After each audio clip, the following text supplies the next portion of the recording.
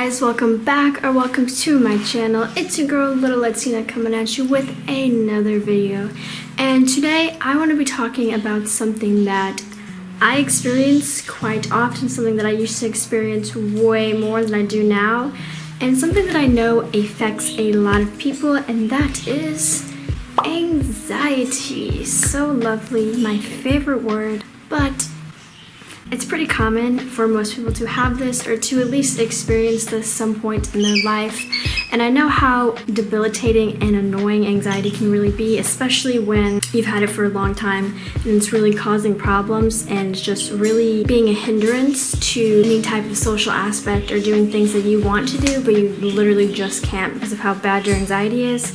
And coming from someone who has experienced really bad anxiety that created like panic attacks, like I know how annoying and horrible anxiety can be, and throughout the years I have developed techniques and tricks that I can do to calm myself down whenever I'm on the verge of having a really bad anxiety attack or if I feel anxiety coming. So I want to share with you guys just 3 easy simple steps that you can do to really take away any anxiety right on the spot.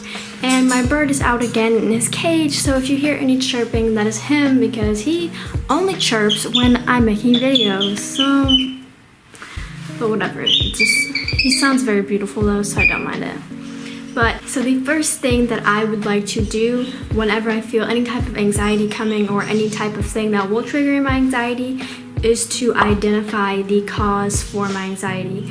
Whether that be if I'm in like a social situation and I know my anxiety is stemming from having to go talk to a stranger, or whether I know my anxiety is coming from any type of fear of like an outcome, just anything that really triggers anxiety, I like to identify the reason right off the bat. I'm the type of person that gets really bad anxiety if I have to like talk to a stranger or do any type of like social interacting and I'm not with somebody that makes me feel comfortable, so I know that causes a lot of anxiety for me. So that is right off the bat, I can identify where my anxiety is coming from. And if you can't identify that cause, that is alright. Just try to think just for a second, because thinking will help you to just not think about the anxiety, like what is causing it, and that is really going to help you to start this process. So once you have identified your anxiety, what it is that is causing that, I like to start off with doing some breathing techniques or kind of some grounding techniques, because this helps me to really come back into my body and to really just calm myself down. But there's only 2 types of breathing techniques that I use personally, and they are the 7-11 technique and the 7-5-7 technique. So the 7-11 technique is where you're going to inhale for 7 seconds and exhale for 11. The 7-11 is the most helpful for me because it really takes a lot of focus, in my opinion, to really inhale for that long and to exhale for that extended amount of time. So it's taking my focus away from the cause of my anxiety and turning that into focus. So that really helps me to eliminate any type of anxiety I have or any type of focus on anxiety, because I feel like for me that's what causes my anxiety to get worse, is that I'm focusing on my anxiety and I'm just exacerbating that anxiety. Like just having to go up to like a stranger would make me really nervous, my heart would start beating, like get really anxious and sweaty.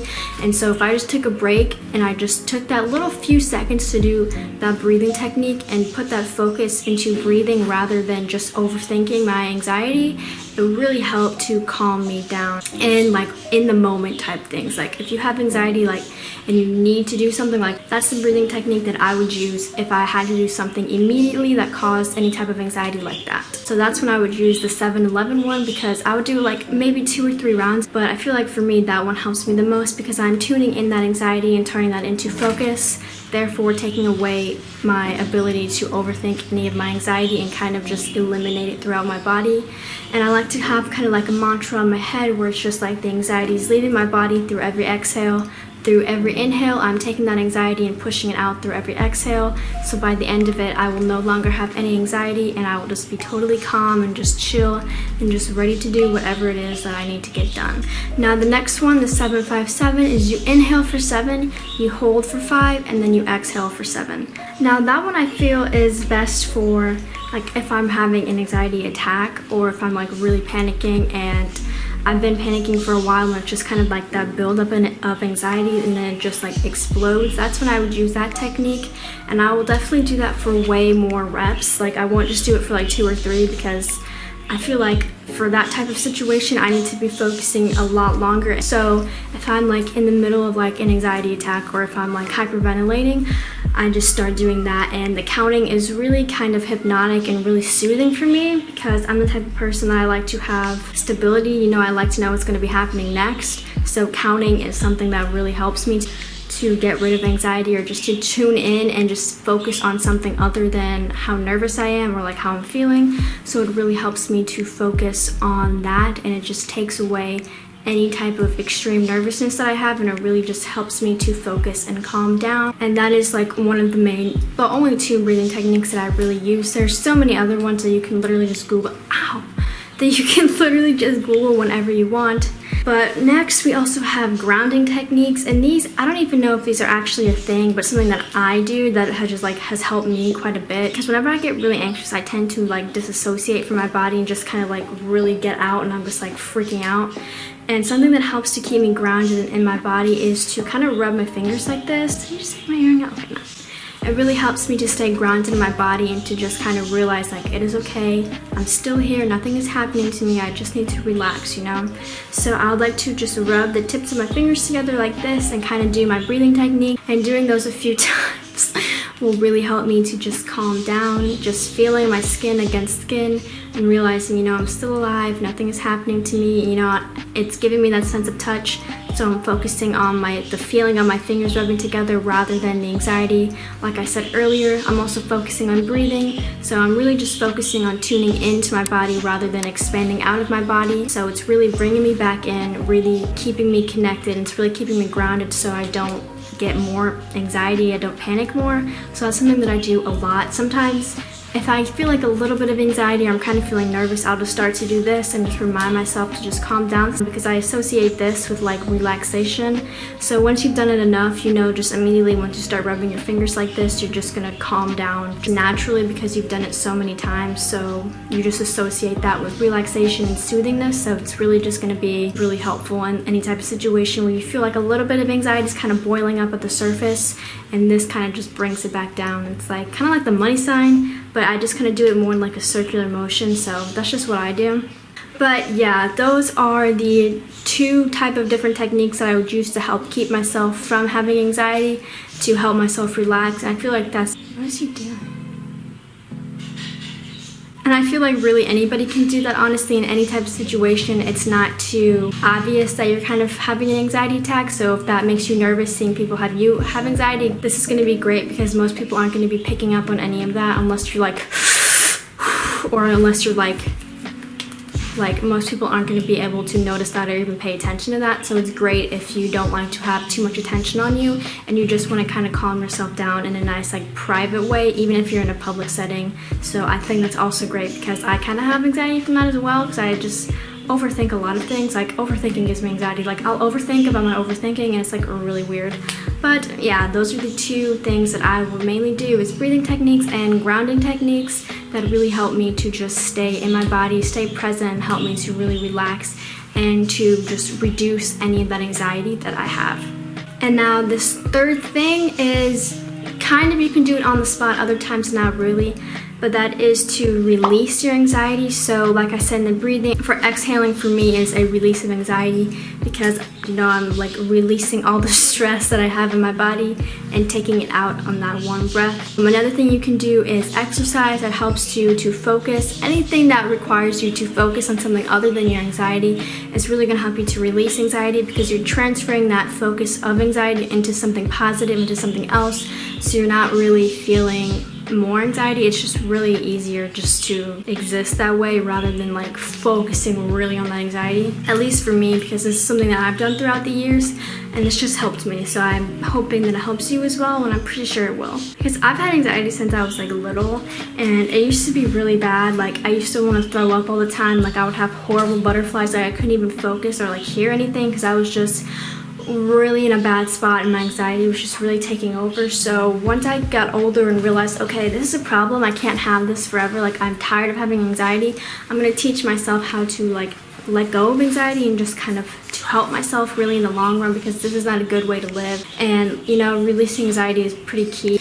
Alright, so after you have released your anxiety, you need to do one final thing, and that is to face your anxiety. To face what it is that is making you nervous, to face what it is that is making you struggle. You just need to face it and just do it, because by doing it, you're going to learn that you're no longer need to get anxiety from that. You're going to feel a lot more confident when you actually achieve that. You're going to feel a lot better once you realize that, okay, I can do this. There is no reason for me to be scared or anxious, because I know that I can accomplish this and that I can do this thing.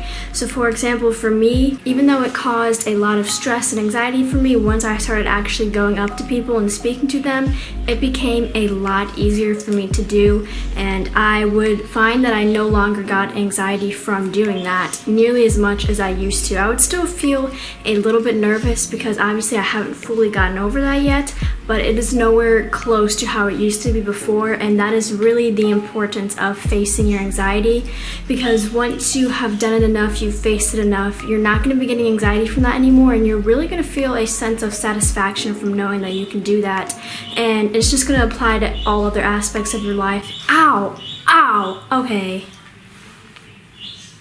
Ow. So you're just going to apply this to different parts of your life and to different new experiences, so you're going to be more open to try new things and not have near as much anxiety as you would have in the past. So facing your anxiety is a very key thing, and it will be stressful at first, but you will learn how to adapt and how to actually face stressful things in your life, and this is really going to help you as you grow older in different type of environments that you aren't used to. It's really going to help you to be able to be resilient and to live through things like that. So it is just very key to experience that and to face your anxiety in the future. So with that being said, that is the conclusion of today's video. If you enjoyed this video, make sure to leave a like, comment, or subscribe. That would really help me to make more videos for you guys, and it would help boost this video in the algorithm so more people can see this video. But thank you for watching, and wow, have a beautiful day. He was chirping way too much. I'm tired of it, so let's begin again. He's so extra. Now he's not doing it. He doesn't want to be caught on camera. The first thing that I like to do right when I feel any type of anxiety coming, or if I'm in a situation. That's it, Lannister. I can't. Not right now.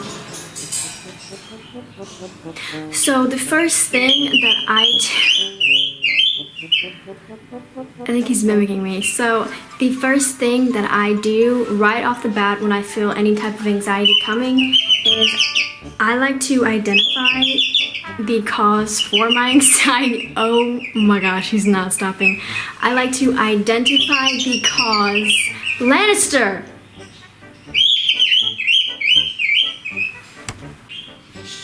I know you want to, but you can't. Okay. Hopefully he doesn't keep chirping. I know he is, though, and he's just gonna go back and chirp again. Let's begin again. So, let's begin again.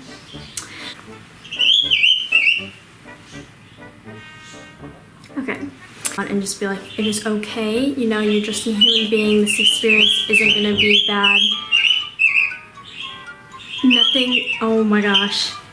Lannister, you can't.